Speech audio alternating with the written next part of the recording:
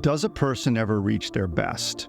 If you're a high performer, the answer will be a resounding no. There's always room for growth, always another level to reach.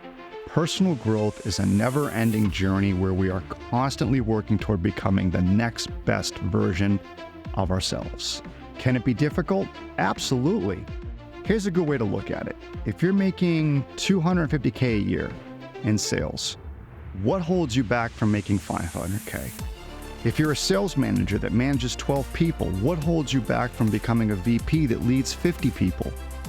Or if you're comfortable selling to a certain level of decision maker and certain size account, what holds you back from working with executive buyers and decision makers on larger accounts with more complex needs? The answer is you. You have to learn how to embrace short-term discomfort and make mistakes even after you've had success. Not easy to do. What got you to where you are today won't get to where you want to go tomorrow. In this episode of Breaking Sales, Pam and I dive deep into the power of change and experimentation. We'll explore why experimentation is crucial for personal and professional growth and how it can help you reach that next level of performance. We'll break down the mindset shifts needed to embrace change and why being willing to make mistakes is essential for learning and growth. If you're ready to challenge your comfort zone and start realizing your potential, listen to this episode. You'll learn how to approach change as a game where you get to create something new and different. It all starts with a simple question. How far do I and can I take this? Let's find out together.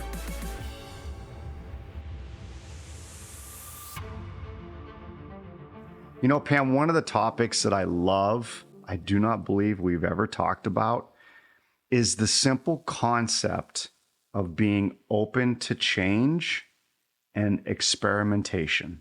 When I reflect back on the 10 years that you and I have been together and who I was 10 years ago and who you were and just so many things about both of us, that feels really good. And I'll tell our listeners why. You don't have to agree with it as a listener, but I believe that our best version of ourselves is always out there. And I look at it as a game. I look at it as a journey for our listeners. Do I put pressure on myself sometimes to be a better version of myself? I do. But then I quickly catch myself and say, okay, hold on. You're in this process. Because I do. If it's a year from now, I want to be able to say I am a better version of myself a year from now than I was today. And it's all incremental. It's not like I'm going to have those moments where all of a sudden I'm going to go, oh my gosh, I'm a new person today. I've completely changed. No, that's not it. But what it is the willingness to experiment with ideas, experiment with concepts. So I have this theory now, not this theory, but this ideology is a better word, where I don't look at it as change, Pam. What I do is I look at it like, hey, here's an opportunity for me to experiment. Change feels like I'm signing a contract that's permanent. And that can sometimes throw me off, be a little intimidating. Experimentation feels more like in the moment. It feels like I have a little bit more control. It feels like, it's one step at a time. Because I'm just going to take this moment and I'm going to try something new in this moment. Let's see what happens. That's experimentation. But either way, I'm a big proponent of experimentation because it's what helps us evolve. I always tell folks, you have to be willing to make mistakes. If you're not willing to make mistakes, you're not going to learn or get better. And if you don't learn and get better, it's going to be very difficult for you to reach that next level of performance, whether you measure it by title, whether you measure it by income, whether you measure it by just pure fulfillment. Mistakes drives learning and growth drive performance. So again, I love this idea of being open to change. You got to be willing to go out there and mess a few things up on a daily basis. What if I'm not open to change, Dan? What if I'm one of those people that says, you know what, Dan, not everybody needs to be experimenting. Not everybody needs to be evolving. I don't necessarily agree that I need to be working a process to figure out how I continue to evolve myself. That's a really, really good question, Pam. I would say, okay, have you reached your full potential that's fully satisfying to yourself? Do you have any dreams out there? Do you have any visions out there that you have yet to attain that are important to you? That'd be my first question. If you tell me you are 100% satisfied with your performance and you feel fully fulfilled, you are going to be the 0.0001 of the population. That's where I'm going to start, because then I'm going to ask, what is that vision that you haven't attained? Doesn't make you a bad person. You're human. What is it that you haven't accomplished, haven't attained? What is it that you really want to do that gives you that next level of fulfillment? I'm going to hear you out, and then I'm going to say, okay, does your current set of routines, does your current set of behaviors, and does your current skill set align with you achieving that? And I know your answer is going to be no, because if it was yes, you'd already have been achieving it. That's where I would start. That person who says, I'm not open to change, change is overrated, I don't need to change, I'm fine where I'm at, just really scared inside. They're scared of not being safe. They're scared of the unfamiliar. So how do you start to tease out, you and I have talked about this, Dan. I will absolutely tell everybody that in my younger days, I was one of those people. I'm like, settle down. All is good. I do a good job. I don't need to be evolving. I'm good. I hold myself highly accountable. I'm good. And then, I just happened to work for a gentleman that said, no, you're not. And your options are continue to evolve, move towards your potential, or you don't have a place on my team. And it was funny, Dan, you know me, I'm a highly competitive individual. Just that phrase that he said to me, I'm like, okay, right, game on, let's go. And I don't think if I was put in that type of position where somebody allowed me to see what could happen if I thought differently about, this subject called experimenting or change, I don't know that I would have ever gotten there on my own. And in today's world, I think there's a lot more trepidation for people to say, I have an expectation and it's up here. And so you either show me that you want to work to get up here, or it might not be the best fit for you long term. Just don't hear a lot of that anymore. And so if you're somebody like me, listeners, that didn't have that challenge put in front of me, you got to really think about, how do you really know whether or not you're that person? Do I experiment? Do I push myself? Do I really think about evolving and reaching my potential? Do I think I've have everything figured out? And if I'm one of those people, how do I start to move towards something that will allow me to at least try to tease out some of this? Because Dan, I don't know where I'd be today if it wasn't for that challenge.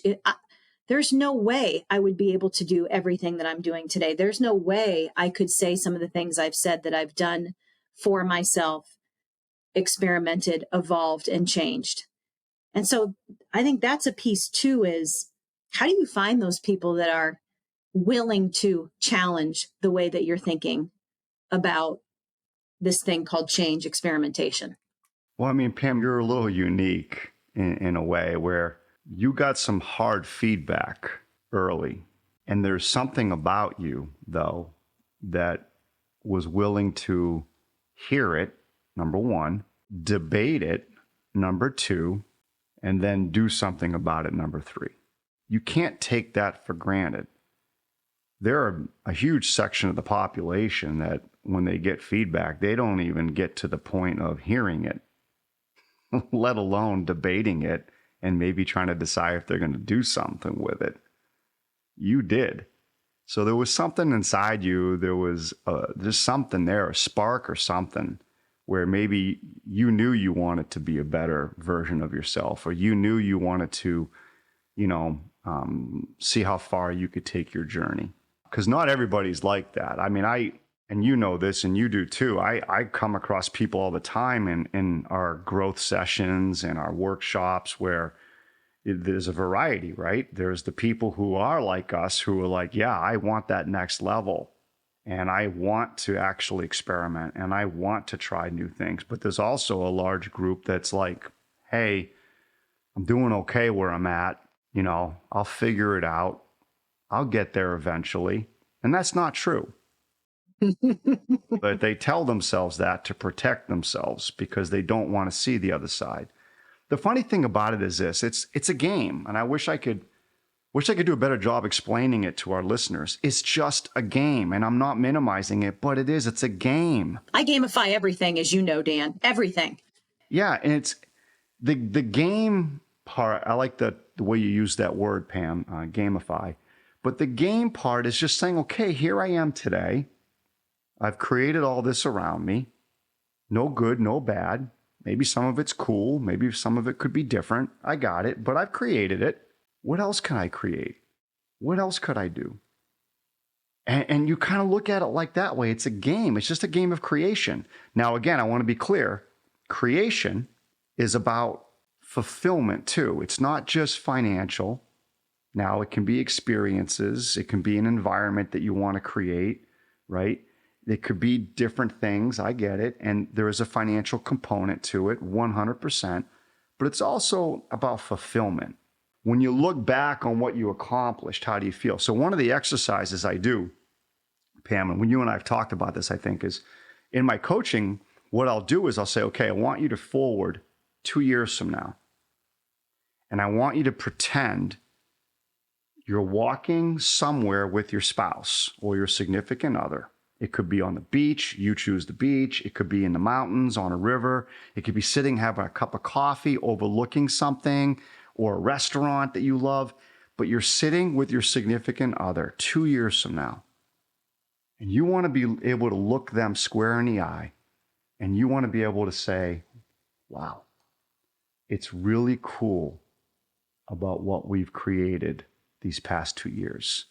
And what would that be that you would say that you created? What would you tell your spouse? How would you explain to them the risks that you took?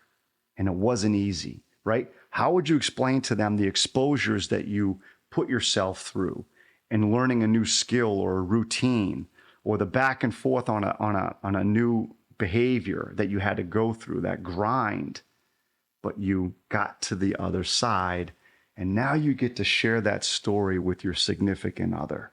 What are you going to share with them? I love that type of moment because, as you know, Pam, if we put it in our brain doesn't know if it's not real. We start working toward it.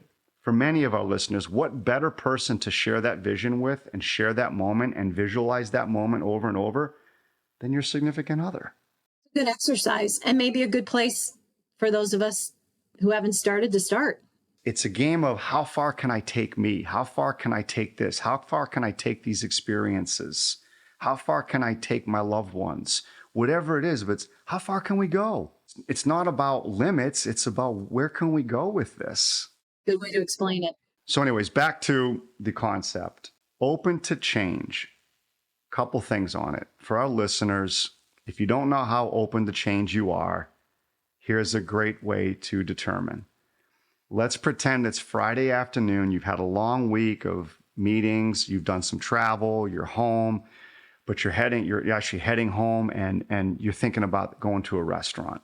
Your significant other says, yeah, let's go to a restaurant.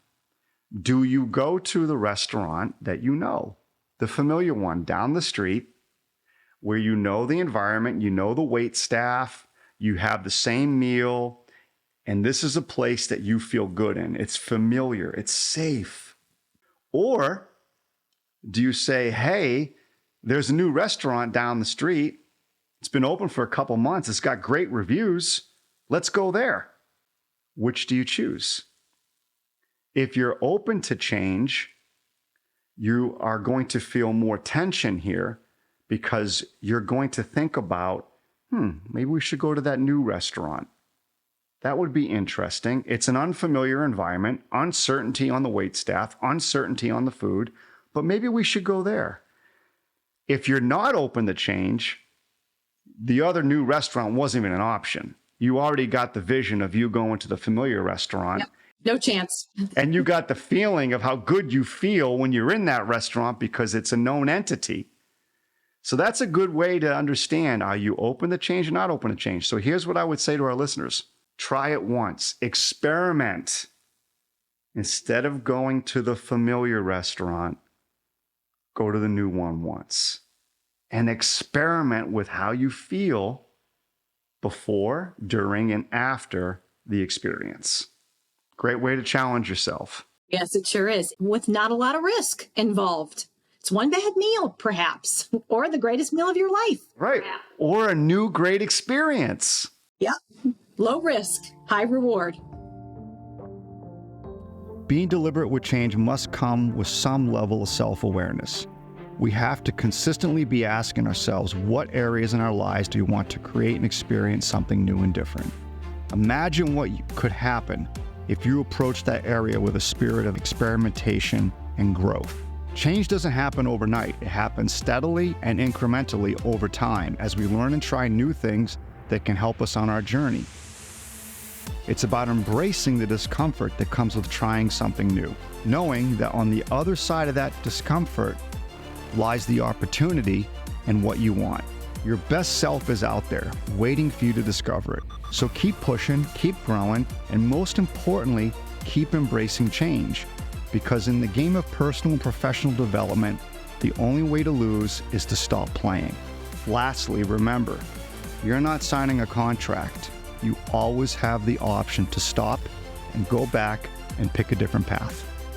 If you enjoyed this episode, you can follow us on your preferred streaming platform.